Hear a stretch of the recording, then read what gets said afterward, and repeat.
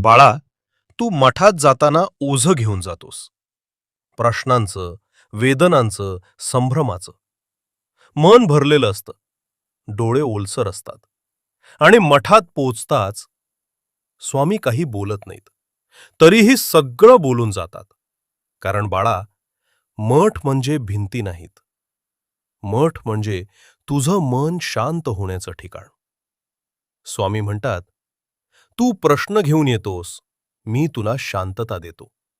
आणि शांततेतच सगळी उत्तरं आपोआप उलगडतात. तिथे बसल्यावर मन हळूहळू थांबतं. विचारांचा गोंधळ शांत होतो. आणि जे प्रश्न डोक्यात गोंगाट करत होते, तेच प्रश्न हृदयाला उत्तर देतात.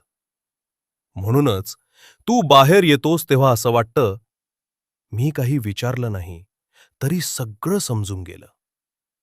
स्वामी तुझ्या प्रश्नांना शब्दांनी उत्तर देत नाहीत बाळा. ते तुला दृष्टी देतात. आणि ज्याला दृष्टी मिळते त्याला उत्तर शोधावं लागत नाही. उत्तर स्वतःहून समोर येतं. हेच स्वामींचं प्रेम आहे. हेच त्यांचं सान्निध्य आहे. आणि हे फक्त नशीबवानांनाच मिळतं. म्हणून बाळा, प्रश्न घेऊन जायचं कधी थांबवू नकोस. स्वामी तुझं मन कधी रिकामं पाठवत नाहीत.